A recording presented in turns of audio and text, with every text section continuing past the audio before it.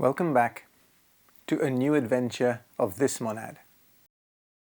Before we start, I wish to announce that I have decided to issue 2 presentations a week over this series.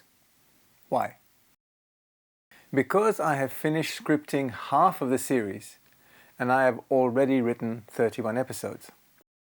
At this rate, I will take over a year to complete the series. That is too long to spend on one topic, even if the topic is vast and interesting. So, expect a presentation to drop on Mondays and Thursdays. Now is the time to hit that bell icon if you have not already done so. The day has finally come to embark on an explanation about the development of the solar system. Excluding the recaps, this is the 200th presentation presented by this adventurous monad. During that time, we have looked at the evolution of a monad through the 4th, the human kingdom of nature. We have also touched on the movement of the monad from the antiverse onto the first plane in our universe, and then its path of involution, evolution, and finally expansion. This is a very grand sweep of time.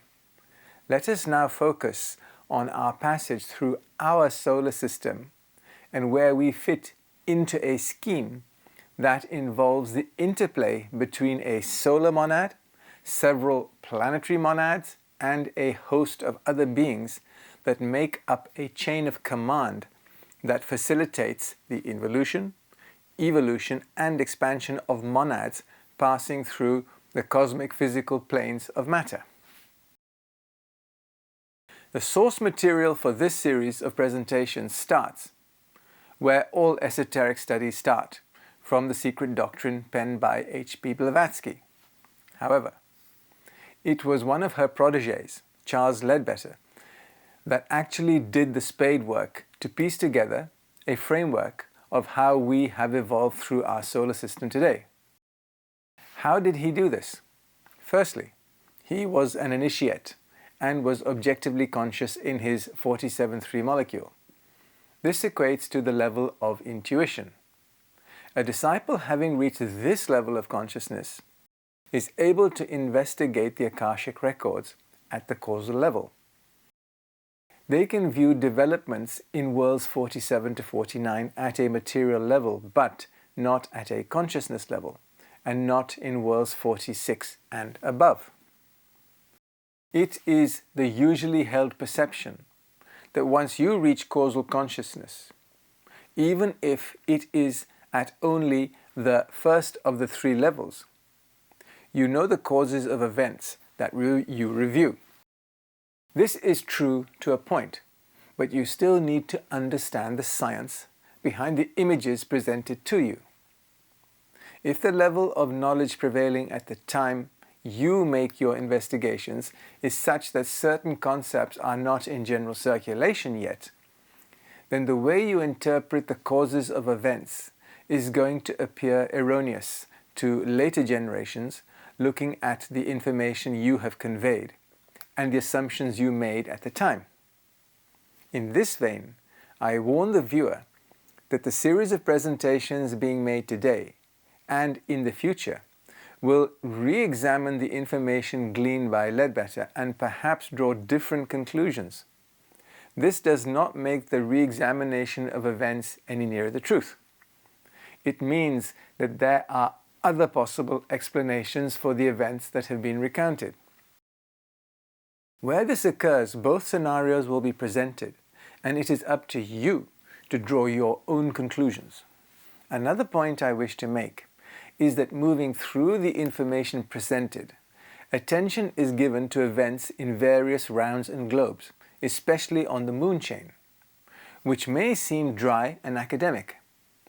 The reason that this information is presented is that you come to understand that events that happen on the previous chain in the Earth scheme, which may seem laborious to recount, but eventually end up having a significant impact on the root races of our own globe. Some of the information that is presented is quite dense and needs to be thought through to understand the intricacies of the processes.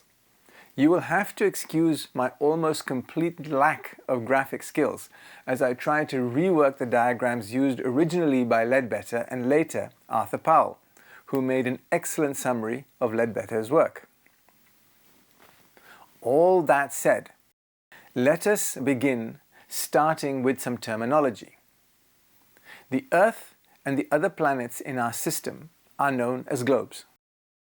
Our own Earth is one of a series of 7 globes. This series is known as a chain, and the Earth is the densest of the 7 globes of its chain.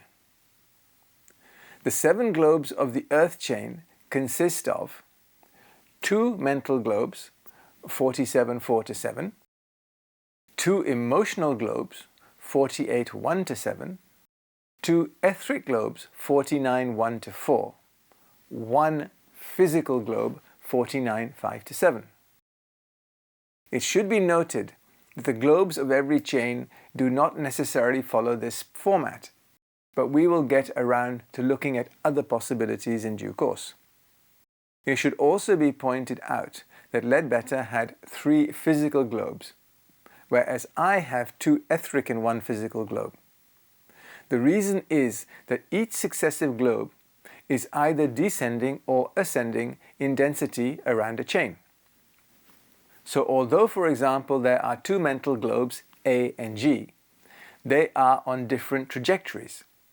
By assuming there are 3 physical globes, Leadbetter had to locate them in space, and this promptly led to the breakup of the Theosophical Society.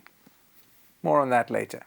Another thing to point out is that although each globe is represented in its own space on the diagram, this does not need to occur in reality, as each globe is of a different density and so can be nested within each other. However, Leadbetter does state that each globe A through G occupies a unique position in space. Why this may be the case will become evident as the series goes into depth as to how transitions are made from one chain to another.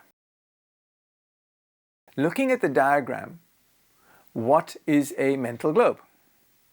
It is a world just like ours, but instead of being made of matter, atomic and molecular drawn from world 49, it is made from matter drawn from the 4 lowest subplanes of the mental world 47 4 to 7.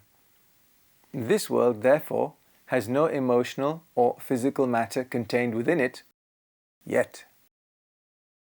Each globe, however, possesses counterparts, as they are called, of the various grades of matter finer than itself. Thus, a physical globe possesses its counterparts of etheric, emotional, mental, causal, unity 46 and 45 globes. Any one globe, however, must not be imagined as occupying a position in space separate and distinct from its counterparts, because this is not the case.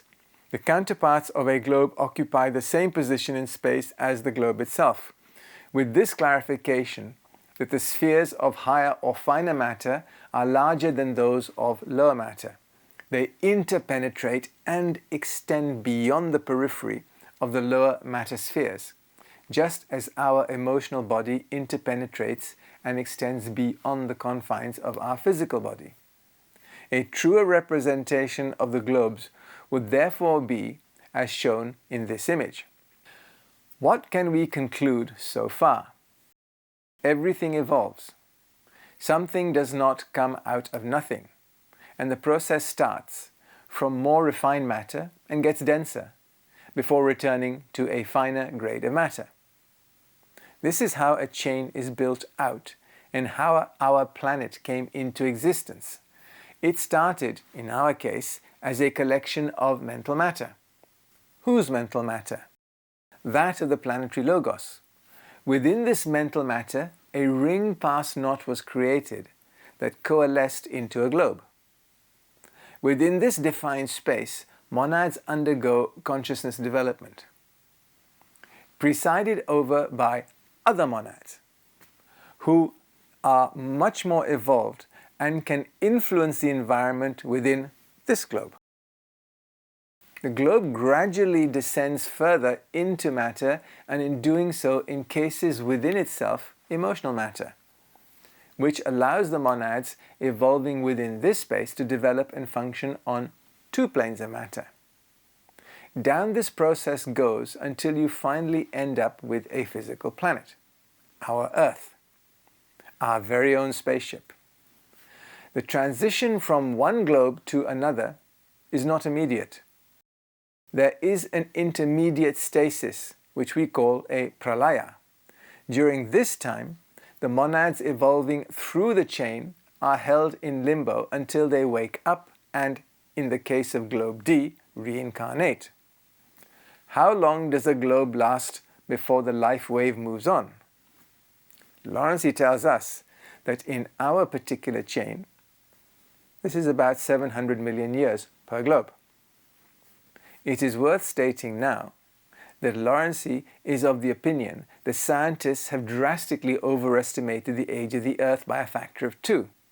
So when we are told that the Earth is 4.3 billion years old, it is only half that.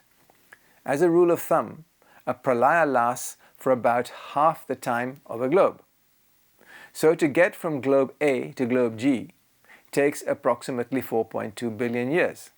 If you factor in 5 pralayas, another 1.75 billion years, you are talking about a very long period of time. You then factor in that we are in a scheme that has 7 chains, and you quickly begin to realize that the touted age of the whole universe of about 14 billion years just does not fly in our Hylozoic framework. This got me scratching my head, because even if you halve the age of the planet down to 2 billion odd years, the fossil and geological strata would still imply that over 700 million years have elapsed. To answer this conundrum, we have to look at the second title of this presentation, rounds. That will be the topic of our next presentation. Thank you.